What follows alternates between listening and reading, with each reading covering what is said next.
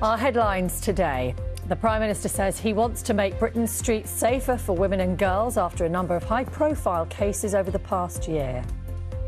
It comes as police failings were found to have contributed to the deaths of a mother and daughter who were murdered after officers dismissed their concerns about the killer. No deal at the UN climate change conference in Egypt. Talks are extended as countries push for an agreement on cutting carbon emissions. Here we go! Go Jays!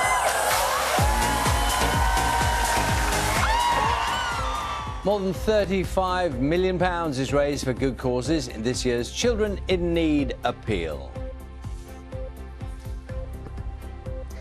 Good morning from Doha. We'll have the latest as Qatar bans drinking at World Cup stadiums.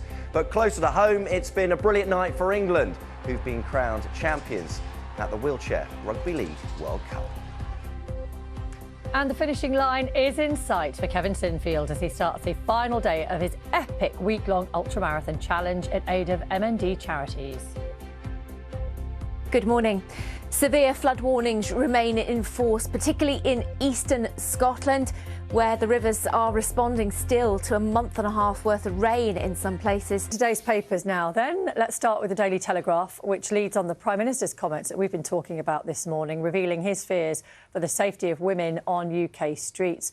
That picture on the front page is the aspiring lawyer Zara Alina, who was murdered last summer by a sexual predator who had only recently been released from prison on licence. Let's have a look at the Daily Mail, leading on the last-minute decision to ban alcohol in stadiums just 48 hours before the World Cup kicks off in Doha, of course.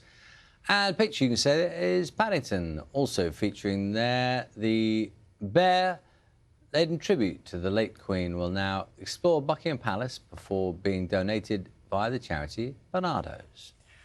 World Cup starts this weekend. It's on the front page of The Guardian. The paper says migrant workers employed as security guards at one of the parks appear to be being paid as little as 35p an hour. The paper also questions whether the World Cup may taint David Beckham's brand. And then in the Daily Express, reporting on the cost of living crisis and Christmas, it says the price of turkey has risen by nearly a fifth. Front page also shows an image of Adele, very happy after she announced her return to Las Vegas. Just very, very quickly, I can't get through the morning without mentioning this. Apparently 80s-style perms are back. They're all the rage again for the fellas, says the paper this morning. This is partly as a result of this kid here. That's Gaten Matarazzo from Stranger Things. I don't know if you're a Stranger Things fan, but given... Does he have a perm? Well, he has curly hair, doesn't he? I don't know whether it's specifically a perm. I don't know. I'm not well informed enough.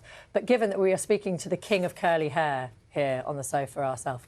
That's not a title I've heard before. Well, it's one that I think you should own, Charlie. OK, there you go. But you never had to do that, did you? What? Your natural curls. You never had to resort to assistance from the hairdresser.